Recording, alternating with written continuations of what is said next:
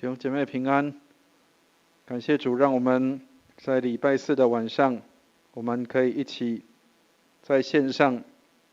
一起的祷告。愿上帝帮助我们，让我们的祷告不停歇，不论是在现场祷告或是在线上祷告，我们都一起同心合意的来到主的面前，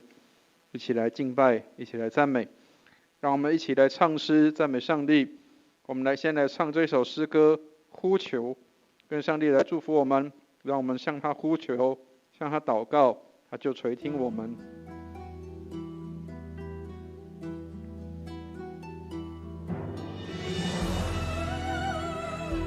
让我们可以跟着影片的诗歌一起来唱呼求。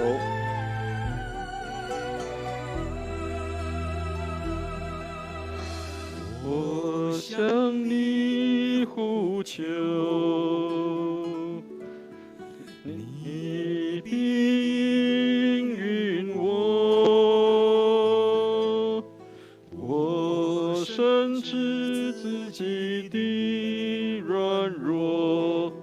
只盼望你的保守。有时我会疑惑，有时想要逃脱。主啊，求你不要放手，我不愿再一次坠落。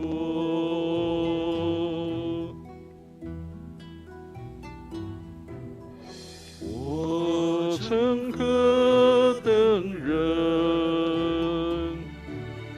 全是你的恩，而今默然走虔诚，才知你爱我之深。失去脸上泪痕，脱离黑暗下沉。主啊，求你做我明灯，引领着我过此一生。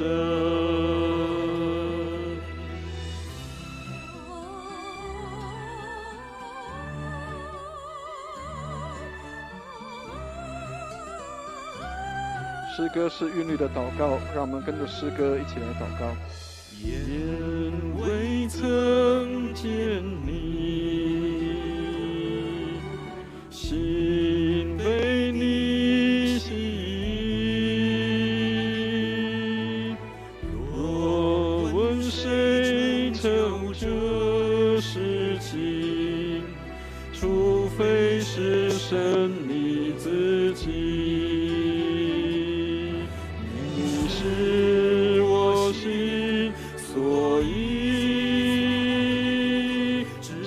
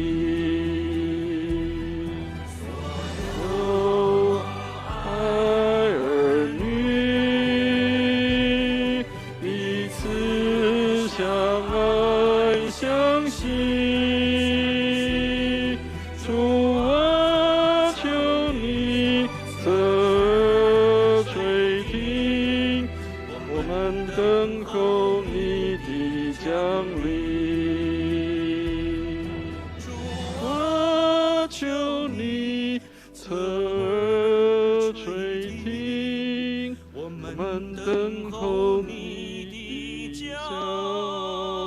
临。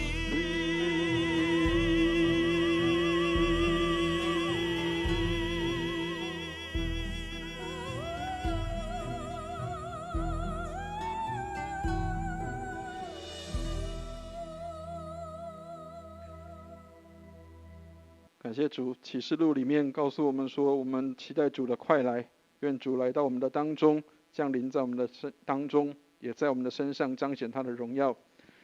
我们再来唱这首诗歌，祷告的力量。我们在这样的一个时候，疫情严峻的时候，更需要祷告的力量来扶持跟帮助我们，让我们能够坚持，并且能够持续不断的信靠上帝。我们来唱祷告的力量。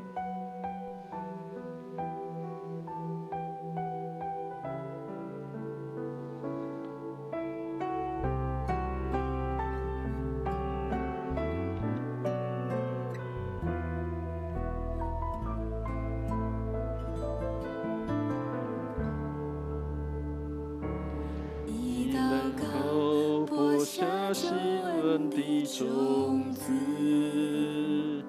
以泪水浇灌心灵的深处，神的灵使软弱的心变得刚强。我的信心建立在耶稣这磐石上，祷告的力量，时间可以证明，改变的大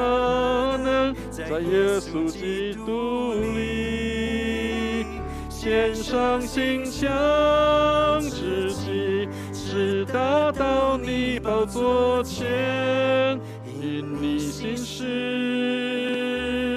你必垂听每个呼求。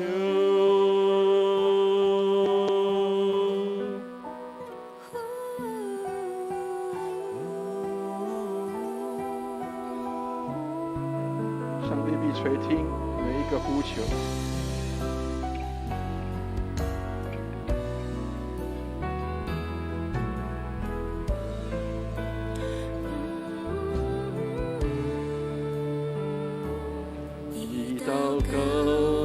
下救恩的种子，以泪水浇灌心灵的深处，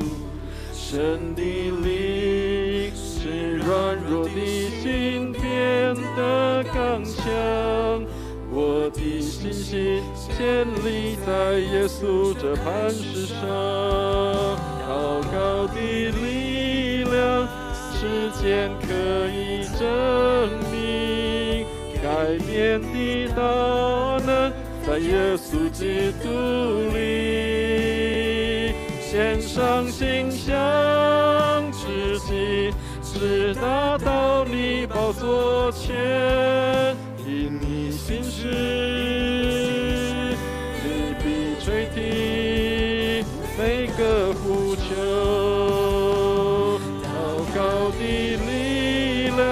时间可以证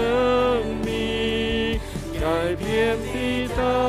能在耶稣基督里，献上心香之际，直达到你宝座前。因你心事，你必垂听每个呼求。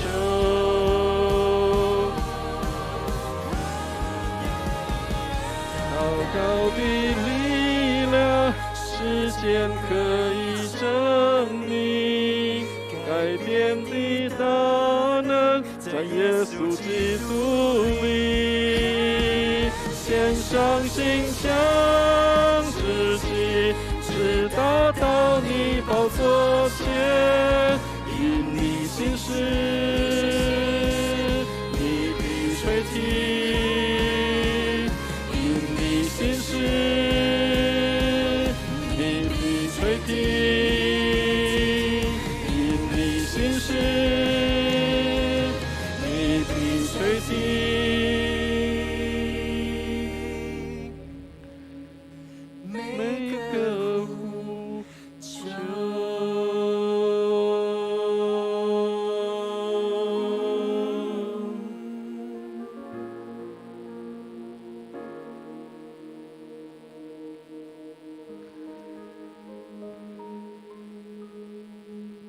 感谢主，我们的上帝是信实的，他必垂听每一个呼求。愿上帝来帮助我们，让我们不间断的祷告，不停息的祷告，祷告不止息。愿上帝来帮助我们。我们再来唱这首诗歌，我需要你。我们每时刻都需要上帝来帮助我们，需要上帝的恩典跟怜悯藏在我们的身上。我们来唱这首诗歌，我需要你。求你垂听我的声音，赦免我手中罪行。你的公义如日照亮，慈爱在夜中发光。等候你，生与守夜等候天亮。等候你，生与守夜等候天亮。我需要你，不要转脸隐藏不理，无法自己跪在这里等候你。我需要你，不要转脸不离弃，我恳求你，我需要你。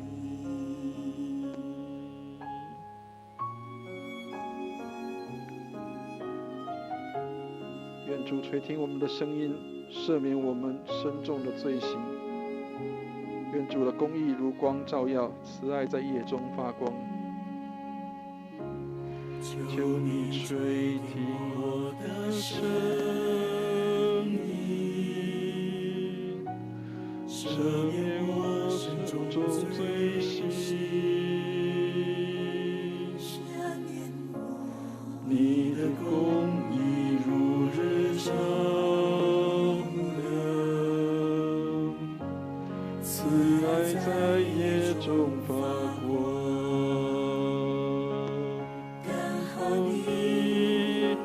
生与守夜等候天亮，等候你。生与守夜等候天亮，我需要你，不要转脸隐藏不理，我怕自己跪在这里等候你。我需要你，不要转脸不离弃，我恳求你，我需要你。等候你，生与守夜等候天亮。等候你，生与守夜等候天亮。我需要你，不要转脸隐藏不理，我怕自己跪在这里等候你。我需要你，不要转脸不离弃，我恳求你，我需要你。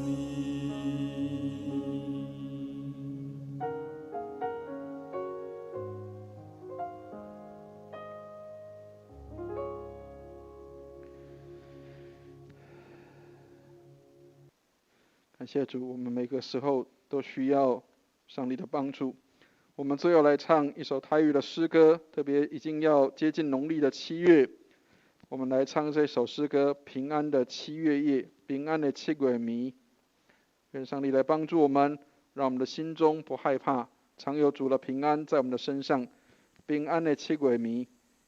我们来唱这首诗歌。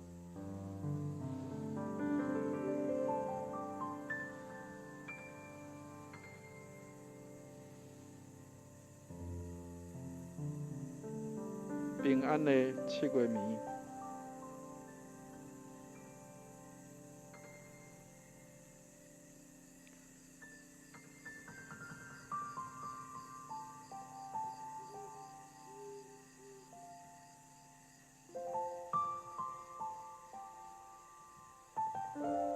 愿上帝来帮助我们。耶稣是平安的王，在农历7月的时候，他更是作王掌权，让我们心中不害怕。纵使许多的危险困难临到，我们仍然靠主来得胜。平安的7月暝。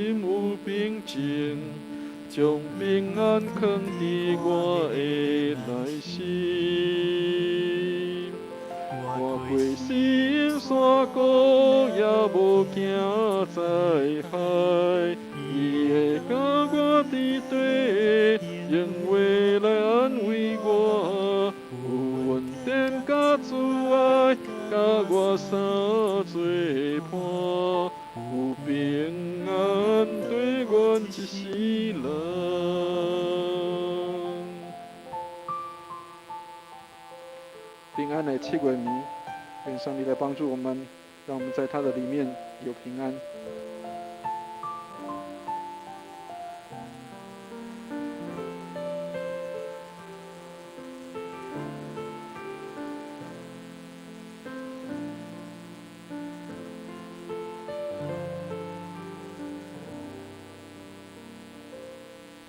月起的天顶闪闪时，月亮光光照溪边。大树的风微微，听着树闪的吟诗，上帝想赐的平安眠。耶和华是我的安慰，我可以拢免惊什么。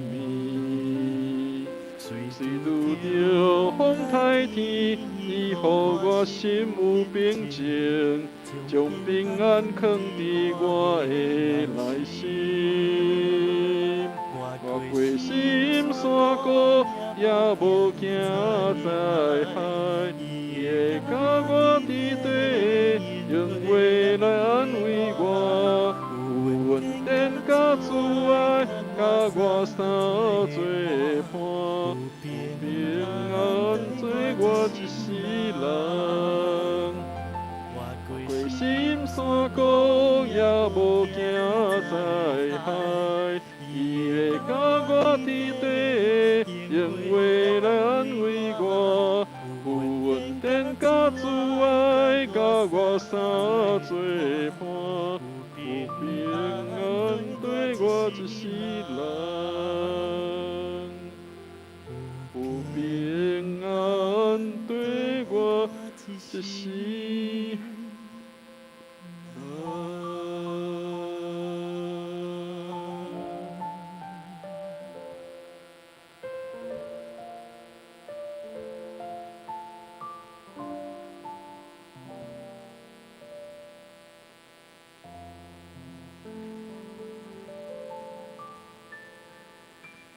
感谢主，有上帝的平安随着我们，让我们不害怕。我们一起来祷告。慈悲怜悯的天父，我们感谢你，让我们今天晚上在这里，无论在现场、在线上，我们都在这里一同祷告、聚集、聚会。愿你恩待我们，让我们的祷告不停歇、不歇息，让我们的祷告能够持续的在你面前如馨香的祭献在你的面前。愿你恩待我们，看顾我们今天晚上，我们在这里领受你的话，你的话成为我们的帮助和力量，让我们在这样的疫情的当中，我们仍然靠主来得胜。愿荣耀归给主。祷告奉耶稣基督的圣名，阿们。弟兄姐妹，让我们一起来读今天我们所要查考的经文，在启示录2章1到7节。启示录2章1到7节，启示录是圣经的最后一卷，那我们可以翻到启示录来读今天我们所要看到的经文。我们先来读和合本的地方，让我们方便来知道今天的经文所要对我们启示的话语。启示录2章1到7节，翻到，请我们一起同声来读这段的圣经，请我们一起念来。你要写信给以弗所教会的使者说，那右手拿着7星，在7个金灯台中间行走的说，我知道你的行为，劳碌忍耐，也知道你不能容忍恶人，你也曾试验那自称为使徒却不是使徒的，看出他们是假的来。你也能忍耐，曾为我的名劳苦，并不乏倦。然而有一件事我要责备你，就是你把起初的爱心离弃了。所以应当回想你是从哪里坠落的，并要悔改，行起初所行的事。你若不悔改，我就临到你那里，把你的灯台从原处挪去。然而你还有一件可取的事，就是你恨恶尼哥拉一党人的行为，这也是我所恨恶的。圣灵向众教会所说的话，凡有耳的就应当听。得胜的，我必将上帝乐园中生命树的果子赐给他吃。阿们。我们再来读现代中文译本，方便我们对这段的经文能够更多的认识跟了解。我们一起来读现代中文译本的地方，在我们给大家的资料上面有，或者是我们可以请能够来翻到有这个现代中文译本的地方。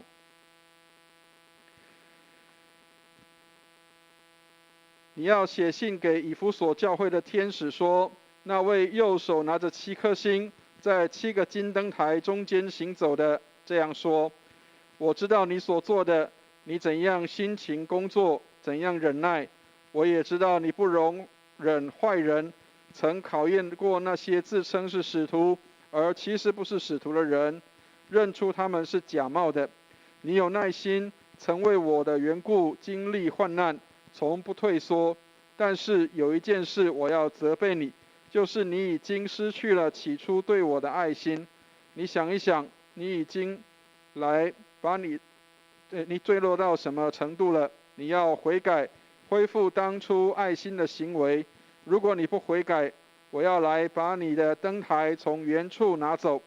不过你有一个优点，就是你跟我一样恨恶尼哥拉派的所作所为。圣灵向各教会所说的话，有耳朵的都听吧。至于那得胜的人，我要赐他权力，吃上帝乐园中那生命树的果子。阿们。愿上帝祝福他的话，还有听他话语的人。弟兄姐妹，我们现在还在疫情的这样的一个严峻跟考验的当中，我相信我们随时都会面临有一些人生的危机。不管我们所面对的危机是什么样的危机，也许有人面对的是人生当中的困境或难处，或者面对这样的疾病，或者面对在家庭当中的各样的问题。然而面对人生的危机的当中，我们该如何祷告及仰望上帝？这是我们在今天开始要跟大家那这也是论坛报的一个小短片，可以给我们有一些的帮助。我们先来看一段的经文，在创世纪的50章20节，他说：从前你们的意思是要害我，但神的意思原是好的，要保全许多人的性命，成就今日的光景。这是约瑟在这个创世纪里面，他对他的这个兄弟所说的话。这些的兄弟原本是好像是要害约瑟的，但是却没有想到上帝竟然用超越的方式，好让人可以看到，本来是一个陷害的事情，但是却能够来救人的性命。所以上帝不允许任何环境、任何人或工作来阻碍我们得着他的祝福跟恩宠。所以即使有人可能会来陷害或伤害我们，但是都不能阻碍我们来得着上帝的祝福，或使我们偏离他对我们生命的旨意。所以没有任何一件事情能够让我们能够远离上帝的旨意跟带领。因此我们不必忧虑，我们是属于他的。所以亲爱的弟兄姐妹，愿上帝来帮助我们，上帝能够使看起来最艰难、最黑暗的时期，在他大能的手中转为美好。他不浪费我们所经验的苦难，而是会运用我们所经历的苦难，为我们和他人带来更大的祝福跟自由丰盛。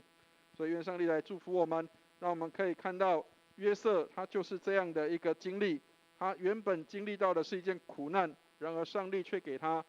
一个极大的祝福。所以在苦难的当中，怎么样去纾困，如何来寻找到纾困的答案，耶稣才是一切的答案。所以在不确定的年代，成千上万的人面临失业的潜在风险，甚至失业难以养活自己和家人，许多人惶惶不可终日。然而对基督徒而言，无论我们此时面对何种环境，当我们失去希望时，请记住一件事：耶稣是一切的答案。所以愿上帝来帮助我们，我们的主才是一切的答案。所以这里他给我们有一个祷文，让我们可以一起来透过这样的祷文一起来祷告。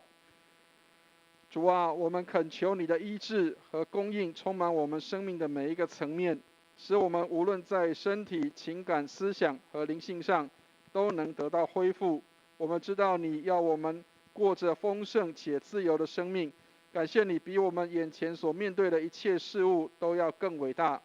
恳求你让我们的生命能反映你的慈爱和光亮，让这个迫切需要盼望的世界看到真实的希望。求你为我们开启正确的门，并为我们关上错误的门，让我们站稳脚步，今天就走在你的祝福和慈爱之中。愿你兼顾我们手所做的工，完成你在我们生命中每一个阶段的计划。所以当我们如果发现我们没有办法祷告的时候，有时候可以透过祷文来帮助我们来做一些的祷告。这里也有另外一个他所提供的祷文，让我们可以一起来透过这个祷文来祷告。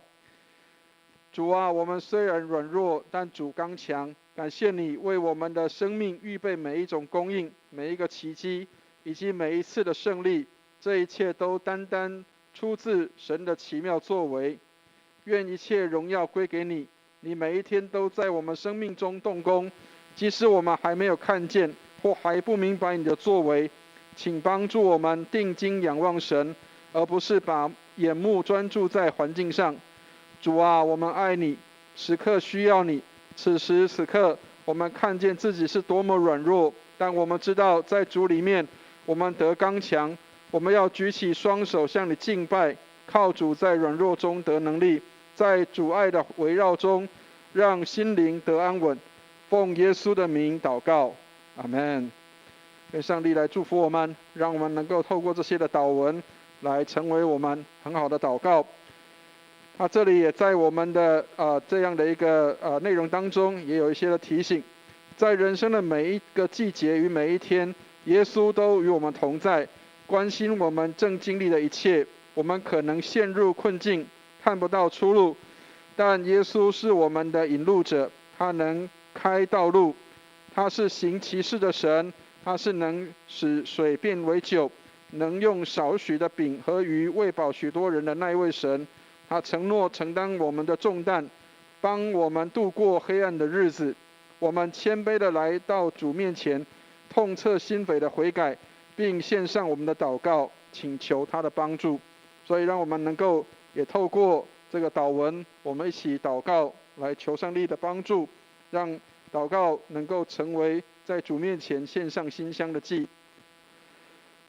亲爱的上帝，在这不确定的年代，我们内心感到很彷徨与挣扎。无比疲累和沮丧。你知道我们的感受，并垂听我们的祷告呼求。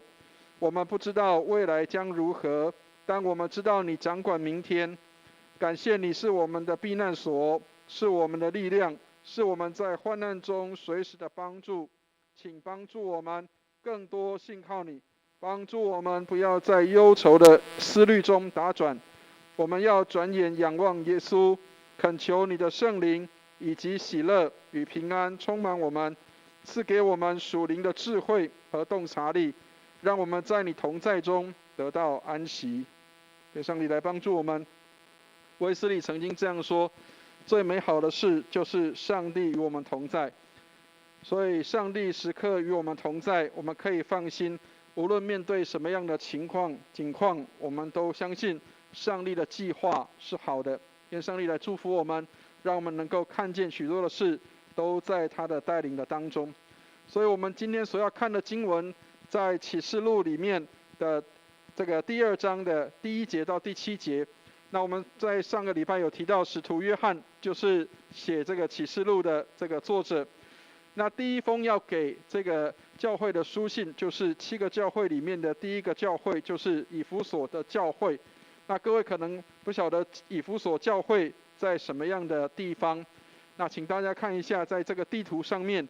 以弗所教会就在红色这个圈圈的地方，也是现在的土耳其的这个地方。那以前在土耳其这个地方，这7个教会，启示录的7个教会都在这个区域的里面。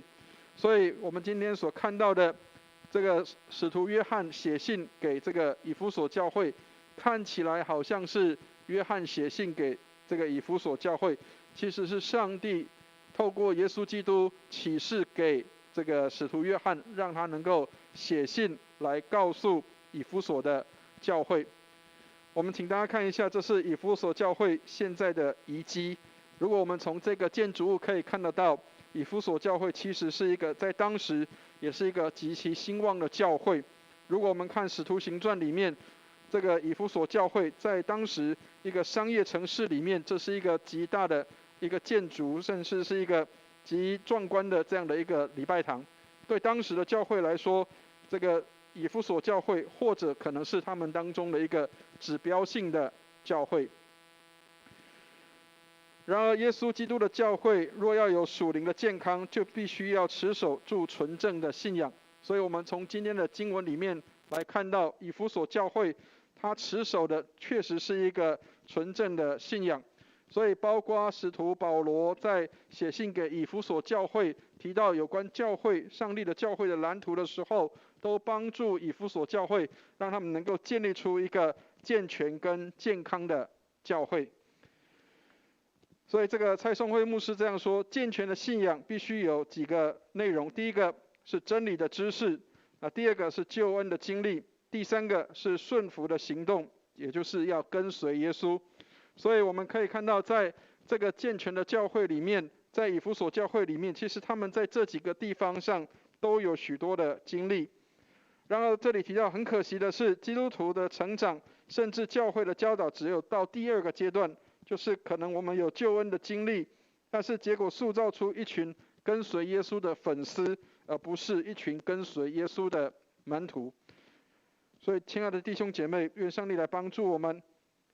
我们可能成为耶稣的粉丝，但是却不一定是跟随耶稣的门徒。粉丝会因为这个对象而有一些的改变或调整，他可能会因为这个对象不再那么吸引人，或是不再那么有魅力了，所以以至于我们会失去对这个对象的这样的一个吸引力。但是如果是一个门徒，就是要跟随主，学习效法主的样式。所以耶稣来到教会里，他并不是来做客人的，他并不是来到我们的教会里面来做客，而他是要成为教会的主。所以亲爱的弟兄姐妹，愿上帝来帮助我们，当我们称耶稣是主的时候，他不是来到我们当中做客人的，他不是随时来随时就走的，他是教会的主。耶稣是教会的主，他是教会的头，他在教会当中来掌权。所以使徒约翰在这个地方也给这个以弗所教会这样的提醒，他说这个教会失去了起初的爱心。我们可以看到，如果教会不能够使弟兄姐妹更爱上帝、更爱人的话，那这个教会的物业升值多少钱，都是一个负资产的教会。所以一个教会最大的财富，不是因为他拥有很大的礼拜堂，不是他拥有很多的财富，而是这个教会能够爱上帝、爱人，这个才是这个教会的资产。所以，爱德华一个牧师这样说，他说，爱德华兹这样说，他说，如果我们的爱不能够忍耐到底，而渐渐不能够得救，所以愿上帝来帮助我们。耶稣来启示告诉这个以弗所教会，他失去了起初的爱心。如果我们的爱不能够忍耐到底，而渐渐冷却下来、冷淡下来，那么我们恐怕就没有看到得救在我们的当中。所以教会有果效的5个标记，这里提到一个事情，这个 Wilson 这个牧师他这样说，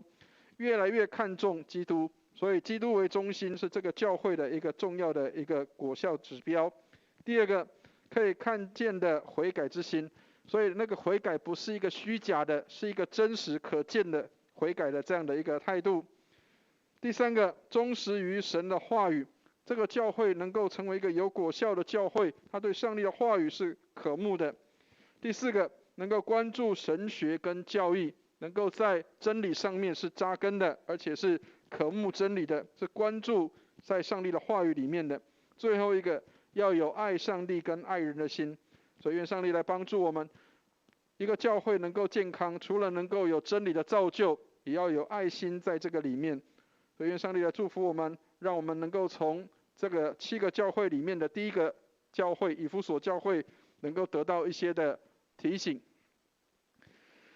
所以教会的复兴不是要先问用什么方法或技巧，也不是要问用什么活动或者是事工，不是用这一些来得到教会的复兴，而是要问我们在哪里得罪了上帝。真正的复兴应该从教会的悔改来开始。所以愿上帝来帮助我们。耶稣基督向以弗所教会提出这样的一个挑战，你要悔改，以至于才能够回到正确的位置上面。所以愿上帝来帮助我们，让教会能够悔改，真实的在上帝的面前，让我们能够复兴从悔改开始，使我们能够重新再一次的反省我们自己，我们是不是失去了起初的爱心，以至于我们没有对人对上帝有这样的爱。所以我们来从经文的分析，我们来看一下今天的内容。第一个，启示录中给7个教会的书信，第一封信就是针对以弗所教会所写的，就在第1节的地方我们可以看到。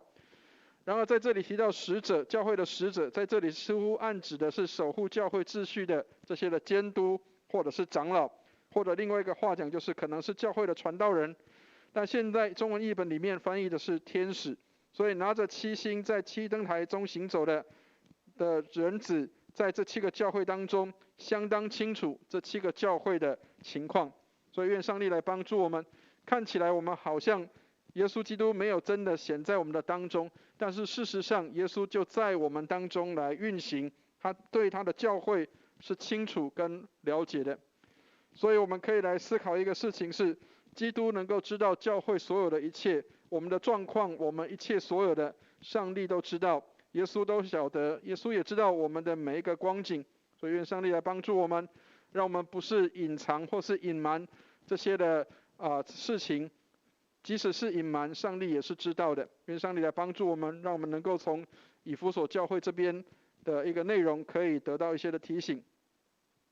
第二个，我们可以看到一开始人子基督对以弗所教会是称赞的，所以这个教会确实是有值得称赞的地方。所以主基督知道以弗所教会的行为，他是劳碌的、忍耐的，也知道教会不能够容忍恶人，这些都是好的教会的这样的光景。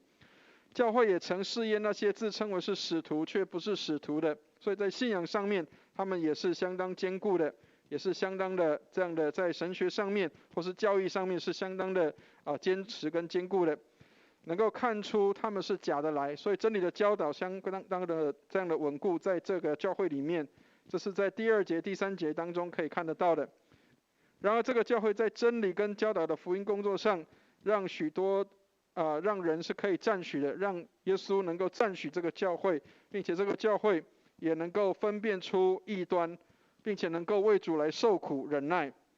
所以这个教会它的优点都在这个地方。愿上帝来帮助我们。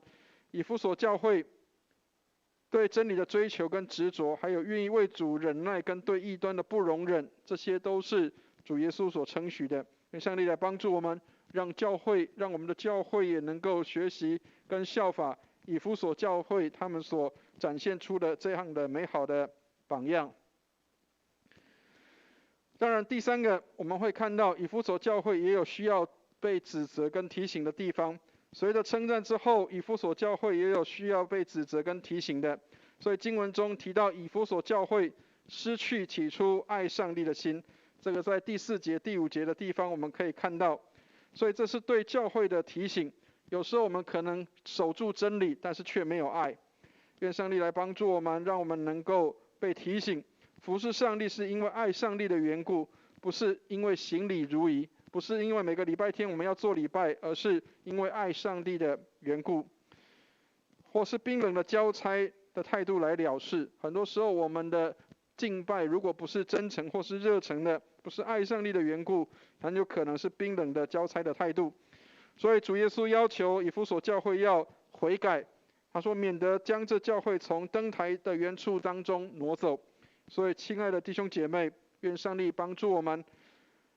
从原台的地方挪走，并表示是不再被主来使用了。所以如果这个教会不再被主来使用，那么将是不在原位的一个教会，或是不在一个应该被使用的状态里。愿上帝来怜悯我们，帮助我们可以透过这个思考来思想一个事情，是教会是因着爱基督而存在，不是为了满足事工，或是为了要有许多的活动来存在的。第4个，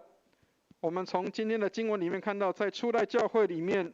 有7个执事。在使徒行传里面我们会看到有7个执事，其中有一位叫尼哥拉。那据传他曾经叛教，而且传异端，所以主基督称许以弗所教会厌弃尼哥拉一党的教导，所以是值得称许的。所以亲爱的弟兄姐妹，愿上帝来帮助我们，当教会里面越来越壮大的时候，或者是人数越来越增长的时候，也要小心跟提醒异端的这样的一个教导。所以这里提到得胜的，当然要指着期待以弗所教会成为一个得胜者。耶稣期待以弗所教会能够成为一个得胜的教会，同时也是指着愿意接受主基督提醒，调整自己服事心智跟态度的教会。那主要给的奖赏是什么？就是要吃到乐园中的生命树的果子。所以生命树的果子也表明这样的教会在上帝的乐园的当中。所以愿上帝来帮助我们，让我们的教会是在上帝的乐园的里面。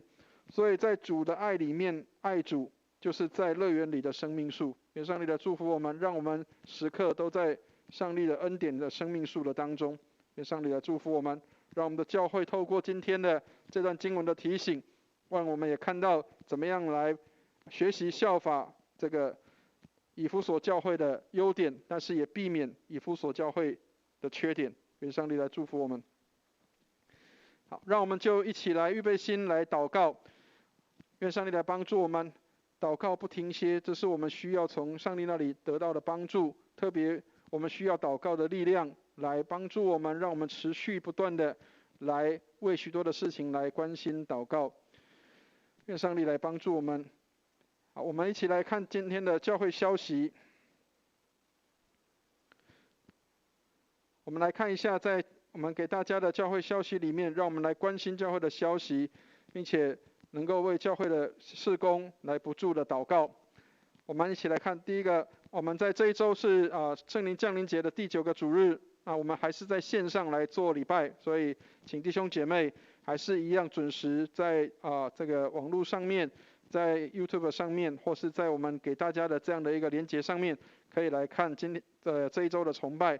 那我们还是一样，目前还是在3级的警戒当中，所以室内不超过5个人，室外不超过10个人。那我们礼拜天是邀请一文牧师能够来分享，所以请弟兄姐妹来为一文牧师的全家来祷告，愿上帝来祝福我们，让我们能够看到上帝的恩典在义文牧师的全家当中来显出来。那我们也来纪念特别我们希望在8月1号，如果是能够解封也许不能解封，但是可以降级的话，那么我们应当可以来进行实体的崇拜跟聚会。所以弟兄姐妹来为这样的事情来祷告。但是我们还是以总会的公布为主，所以请弟兄姐妹来等候。那等总会公布之后，教会的办公室将会来公布，并且来告知弟兄姐妹是否可以实体的来聚会。那我们8月1号也是我们的小组长跟执事的会议，那请弟兄姐妹请我们的执事跟小组长能够准时来参加，并且能够不论是在线上或者是如果假设开始可以聚会的话，也许我们是实体的可以来开会。那请弟兄姐妹能够来留意跟注意教会所公布的时间跟安排的时间。那我们也请弟兄姐妹来关心我们现在在小组上面很多都在线上的聚会。那愿上帝来帮助，让我们的线上的聚会能够有很好的这样的一个聚会的内容，并且能够来带领我们每一个小组都能够有很好的这样的聚会的内容，并且能够时常来关心各样的需要，为教会来祷告。那我们的高雄区的牧者拍的这个每日灵粮的内容，请弟兄姐妹能够来准时来收看，并且能够来转传，因为我相信每一天我们透过上帝的话，我们都可以得帮助得力量。那我们请弟兄姐妹来关心我们的儿童主日学的这样的一个内容，请弟兄姐妹能够来关心，并且为我们的儿童来祷告。我们现在有线上的儿童主日学，那请弟兄姐妹来关心，并且为我们的儿童来祷告。那我们的春季的这个制服艺人学院，还有一些部分的班级还正在等候，那也有采取线上的进行方式。那请弟兄姐妹来关心我们的学院的这样的一个内容。那卫理神学院在下个学期，我们开始有新约导论的内容，也请大家来报名，并且尽快的来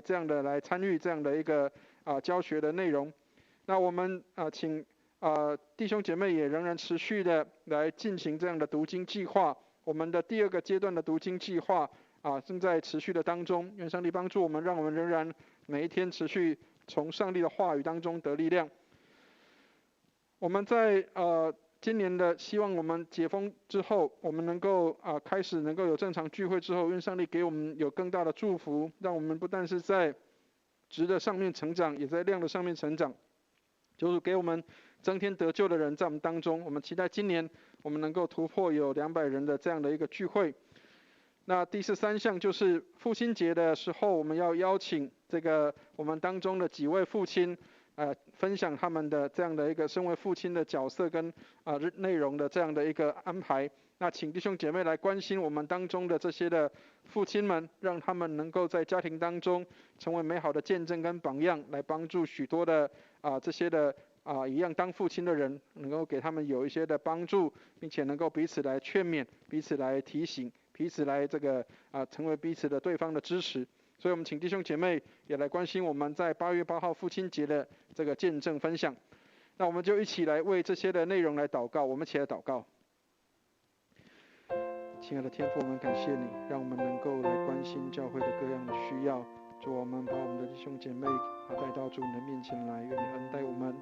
主，我们特别为着我们在礼拜天的主日崇拜上线上祷告。主啊，让我们现在虽然还在这样的防疫的时候，但是让我们能够警醒跟提醒，也保护我们自己，也保护我们身边的人，让我们身边的人能够因我们得祝福得帮助。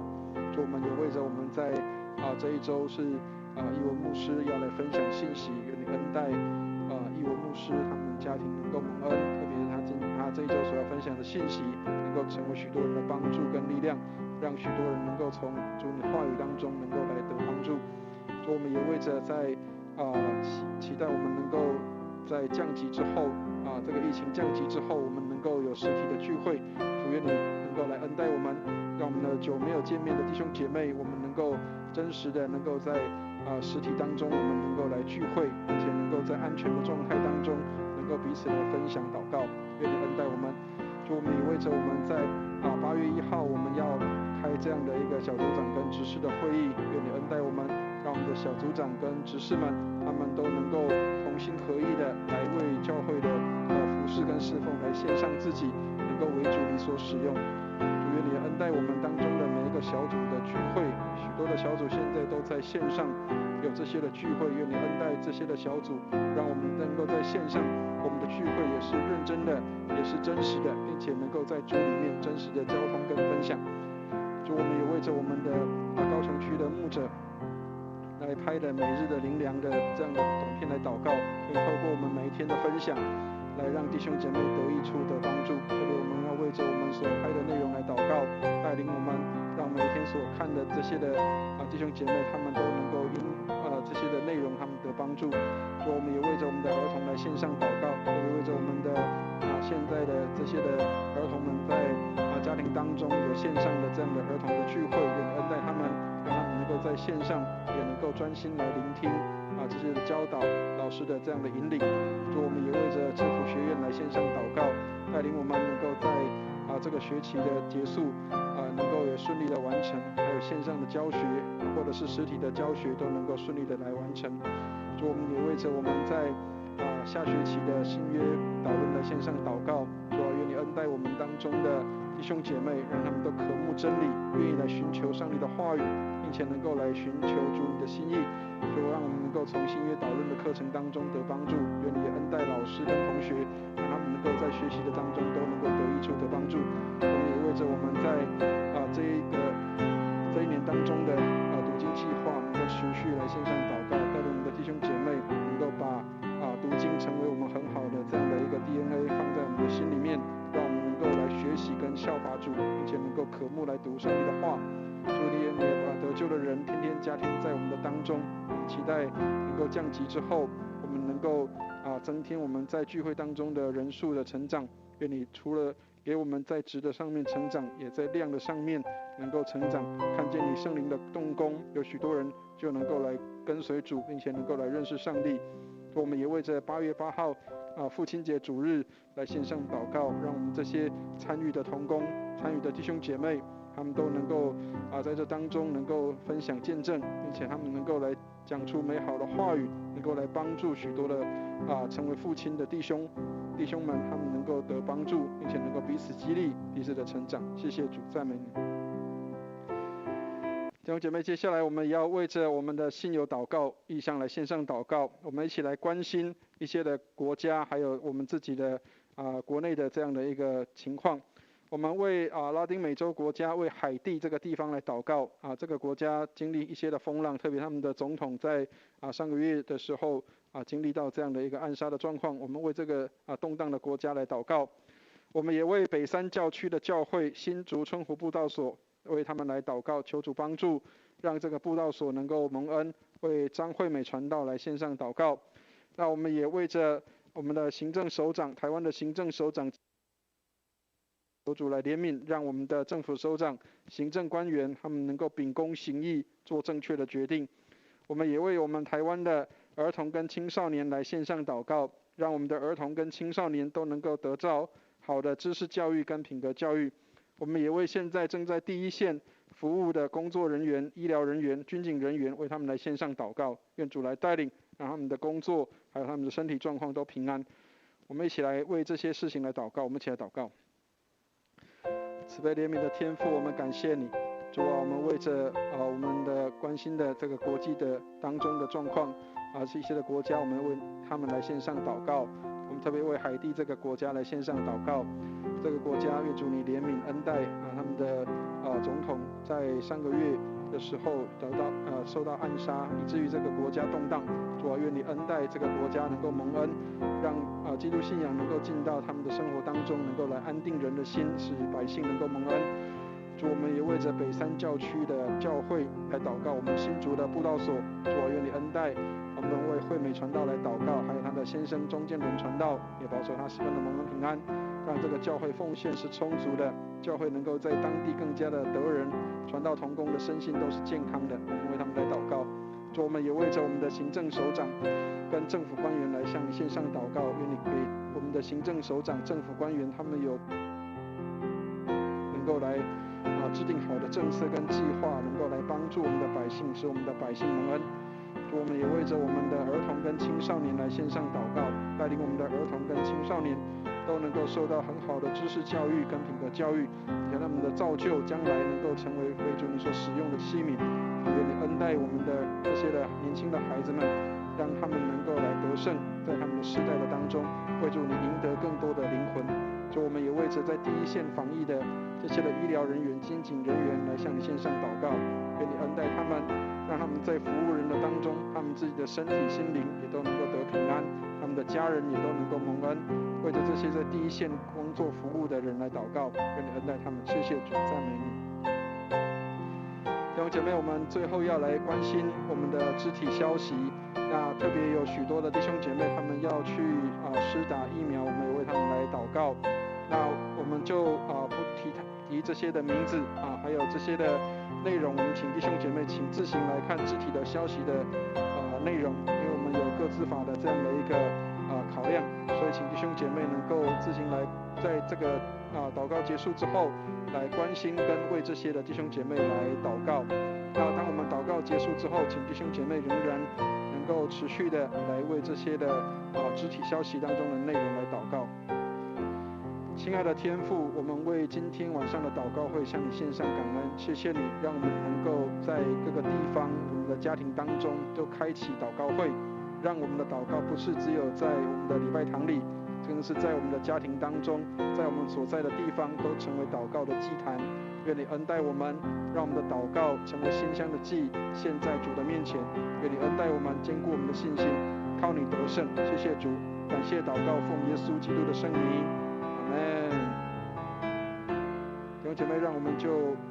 继续的来为肢体的消息来祷告。